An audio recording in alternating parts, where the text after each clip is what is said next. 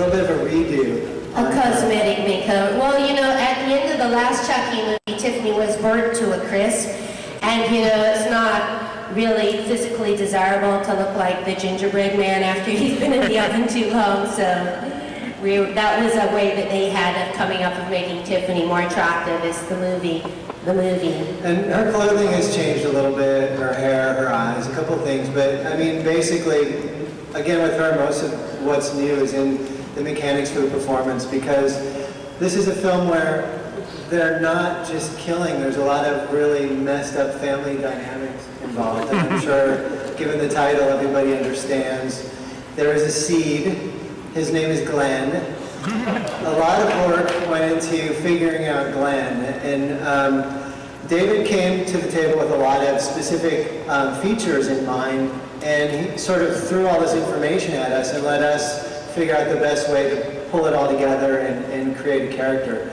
And if you watch the end of Bride of Chucky, you'll see Glenn show up for that tag on the end. And if you could go to a police department and have their little artist project ahead 8 years, it's pretty much, you know, that was the starting point, the same teeth, the same face, a little bit of mom, a little bit of dad, in many different ways. A very interesting little character. I think you guys will like him a lot. Tony, isn't it true he's voiced by a certain hobbit? Yeah, the voice is done by Billy Boyd, who I guess was here yesterday, wandering around, which if he was here now, you would steal him and make him tell you things we're not allowed to talk about. How come Billy didn't come today? I'm not sure he's on site. Yeah, he may even be signing in the New Line booth at this moment. I'm sure. I don't think he's on site today. Billy's very funny. The movie was an English, there was something an English-American co-production, so a lot of the actors had to be English. And so Don rewrote the story that the doll ends up in England, so the doll has sort of an Artful Dodger sort of voice. He's American-born, but he has an English accent. And he actually thinks that he's, where's Mr. Focus? He actually thinks that he's Japanese because he has a made in Japan birthmark. So in the beginning of the movie, he's searching for his parents. He's sort of a lonely little creature, and he sees Chucky and Tiffany on TV, on that Access Hollywood report or whatever we couldn't get rights to hardly anything, so we had to make up our own like entertainment programs. Like, I'm not drinking Slim Fast, I'm drinking Skinny Quick in the movie. We had to do a lot of stuff like that. So the little doll sees his parents on the entertainment program and makes his way to California. A lot of the movie, it's really gruesome. Don't get me wrong, but it's also a heartwarming story of a dysfunctional family dynamic and a couple that's struggling to bring their son up the right way. But the best part is she's not joking. Yeah, well, Tiffany's gone through a 12-step program because she doesn't want to be violent anymore, but we all know how utterly seductive violence can be, and so she keeps slipping. And Chucky wants to raise his little fella to be a man, and so he's always taking him out people hunting. And then Tiffany finds out, and she gets very upset about that. And so, how will little Glenn turn out? Poor little Glenn. Glenn's He's a a little mess. creature that's stuck in the middle. Glenn is very much a mess. That's all I have to say. And Billy Boyd did an amazing job with the character. What was really nice on this for us is we asked that when the voice actors were recording their dialogue, which had to be done in advance, that they would be videotaped. And what we tried to do was bring in Jennifer's performance and Billy's performance and Brad's performance into the characters and into just the body language of the characters to kind of give them a little more personality. And I mean, this is all that we've seen of it so far. I think we succeeded. I guess we'll know in a couple months. It's really difficult when you're working with the puppets because when you see it, what you saw a little bit of that in the beginning where he had all the wires and all the puppeteers sitting behind you have to really be careful when you're walking that you don't trip over the puppeteers that are crawling along the floor. If you're holding the doll, they crawl along the floor with you.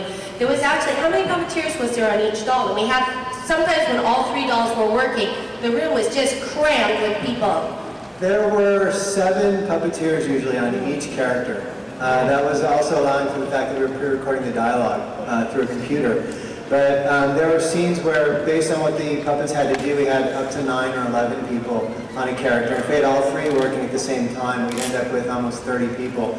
And they're not just crawling on the floor, they're behind the walls, they're in the closet, they're under the floor. They're everywhere. Under the bed. And we actually had a stage, didn't mean to interrupt, but we had a stage built that had holes in the floor, so a lot of times the wires would go right through the floor and they'd be underneath the stage. And sometimes you had to be really careful because there were always these floorboards. Make sure you didn't step in them. Most of the sets that take place indoors are all on raised platforms so that we had room for all the people. But that, like Jennifer said, that meant that basically they were walking around on Swiss cheese the entire time. And a lot of times their performance would be dictated on what little square floor they could stand on, the same way the puppets movement would be dictated by, hey, here's where all the beams are holding up the floor that the actors have to stand on while the puppet is stabbing their leg or doing whatever it is that puppets do. When you see this movie, you'll see there's lots and lots of English actors in it because of the English thing. Like when I first got cast in this movie, I thought, I have power. I'm Jennifer Tilly in this movie, which is hardly ever happens. And I tried to get all my out-of-work actor friends jobs, but they said everybody had to be English. And Don cast a lot of people, and he wanted them to talk an American accent. But then when we started going, he said to them, why don't you just be English? Because they could act better in their own native language, those wacky English people. So almost everyone's English in this movie except for me, Redman, the rapper. He plays a director. He's directing a Bible epic called The Passion of the Mary. And I'm auditioning for that part, and me and Redman get to make out quite a bit, and we're hoping that he's going to write a song for it. He actually has a rap song that has Seed of Chucky in it, but that's not why he got the part. And then John Waters is in it. He plays a pervy paparazzi. Pete Peters, we wanted to have him be from Celebrities Uncensored, but they have the reputation to think of, they wouldn't grant us the right, so he's the pervy paparazzi from Celebrities Uncovered. And then all the other actors that you see are American, are like in the opening, the first AD is a friend of Don's, and then Guy Lufan, one of the producers, plays Don Mancini in the movie. And who else? You play yourself. All the puppeteers, whenever you see a puppeteer on the movie, it's a real puppeteer. And then there's Hannah Spirit from S Club 7. Hannah Spirit, S Club 7, and she was in, I know you all saw it, she was in that movie, that Frankie Muniz movie, Cody Banks Goes to England. I saw it. Big response. She's adorable. I try not to have us in the same frame because she's about 1 billion years younger than me, and she doesn't need any filters. And I need all the filters that they can haul out. I think they have a clip of some of the Redman stuff here. Oh, a clip of me making out with Redman. Who wants to see it? Is that possible? Oh, we're doing like we're the directors. Oh, can we cut to that clip now? I think they have to crank it up. I think they said the clip was an emergency clip in case we ran out of stuff to say, so maybe they don't have it cranked up. Yeah, actually, Jennifer, we don't have that clip today. They don't have that clip. Tony said it, not me. It's really hot. You know what? Redman was going to be here, and I think when Redman didn't show up in a fit of pick, they cut up the clip and sent it back to the lab. Well, it's your loss, that's all I have to say, because it's a hot little scene, and Tiffany gets involved. Oh yeah, Tiffany gets a little lethal in this scene. Tiffany always gets a little lethal. Anytime she shows up, she's a little lethal. And I think you can assume that if you get a list of names of people that are in this movie that are human, I think chances are pretty high that none of them live. So Tony Gardner loses an important body part in this movie. That's all I'm going to say. It's not the one that got kicked either. There's also a lot of sex in this movie, but I would say PG-13 rated sex, except for we have an R rating. But you do see Tiffany's areola, right? You see her nipples. She exposes, I think they expose Glenn. You see, yeah, but Glenn, A he's lot big. of hot puppet nudity. You see Chucky? Well, you know, they have They to. do. They have to obtain the seed of Chucky, so you see Chucky obtaining the seed, but you see him, you know, through a window, not close up, don't ooh. It's a film, it's a precedent, it's a film precedent. All right, Come first. all right, speaking of gross sex scenes, I think we do have the clip of me and Red Man making out. That's what I was told. Can't really see that. Maybe Tony and I will reenact it here.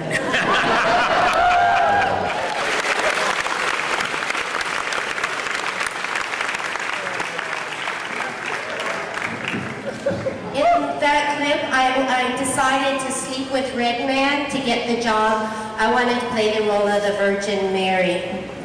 He's just taking advantage of me. He doesn't think I can pull off that part. I wonder why.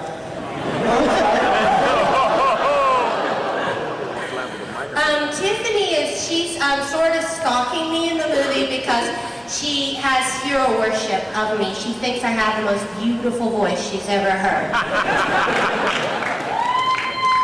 It was actually very interesting because we had Jennifer doing Tiffany's voice and we had Jennifer as Jennifer, both in the same scene.